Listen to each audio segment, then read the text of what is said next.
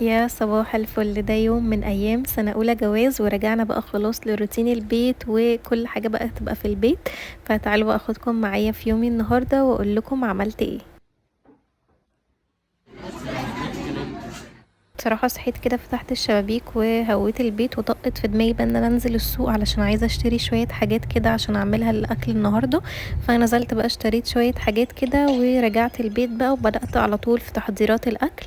قطعت بقى البصل عشان كنت عايزة اعمل محشي، وطبعا كانت بقى مهزلة وكنت جايبة طبعا الكرنب، نزلت عشان اجيبه ففصلته بقى وسبته كده على الرخامة وطلعت الطماطم عشان اعمل صلصة المحشي. وكان بقى المطبخ يضرب يقلب حرفيا. حطيت بقى على البوتاجاز المية اللي هسلق فيها الكرنب كده، وابتديت بقى ان انا احضر الخلطة. فرمت البصل كده في الكبة، وسلقت بقى الكرنب في مية فيها ملح وكمون كده.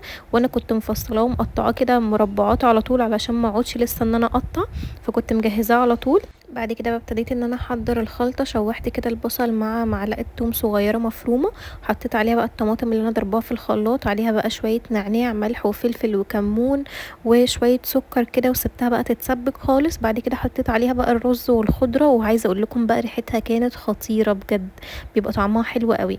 عملت كمان بالصلصه كده طاجن بطاطس صغير. قطعت البطاطس وخدت من الصلصه كده بعد ما اتسبكت، حطيت على البطاطس وزودتها شويه ميه ودخلتها الفرن. حضرت بقى التسقيه بتاعه المحشي، خدت شويه من التسبيكه حطيت عليها مرقه دجاج وشويه ميه وقلبتهم كده وملح وفلفل وسبتها على جنب.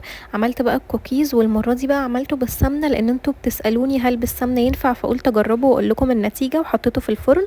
دخلت بقى غيرت ملايات السرير وعطرت الاوضه كده، وكان الكوكيز خلاص طلع من الفرن. وعايزه اقول لكم يا جماعه انه طلع طعمه احلى بكتير من الزبده، طلع مقرمش كده وطعمه خطير. هسيب لكم المقادير كلها تحت الفيديو، بجد طلع طعمه حلو قوي. جهزت بقى كل حاجه وسويت الاكل بقى الحمد لله. وعايزه اقول لكم بقى ريحه كانت خطيره. انا طبعا كنت غرفت الفلفل قبل ما اصوره فنسيت اصوره، والبتنجان بقى وكل حاجه بجد كان طعمها حلو قوي. طبقت الغسيل بقى ورجعته مكانه تاني للدولاب، وروقت البيت بقى وظبطت المطبخ ولبسنا كده ونزلنا علشان خارجين بقى نروح نقعد كده شويه في كافيه. عايزه اقول لكم بقى الجو كان حلو قوي وكان وحشني قوي الجو في اسكندريه، بجد كان حلو قوي. رحنا بقى ذا بريدج اللي انا روحته قبل كده وصورته معاكم برضو، بس كان في الفطار. كنت عايزه اصور لكم الغروب بصراحه بس ما لحقتش يعني. طلبت بقى كابوتشينو، وعايزه اقول لكم ان هو في الاكل بصراحه الاكل بتاعه حلو قوي، لكن كمشروبات بحس ان هو لا مش احسن حاجه بصراحه. الكابوتشينو كان مر جدا، فلا في المشروبات مش احسن حاجه. روحنا بقى البيت وكنت بقى جعانه جدا ومفرهده وخلاص مش قادره. طلعت بقى سخنت المحشي. انا كنت حاطه كده الحبه اللي بقوا في حله صغيره، فسخناهم بقى وقعدنا ناكل. بعد كده بقى قعدت اتفرج على مسلسل نيلي وشريهان، وبس كده يكون يومنا خلص النهارده. استنوني في فلوج جديد واشوفكم على خير، وباي باي.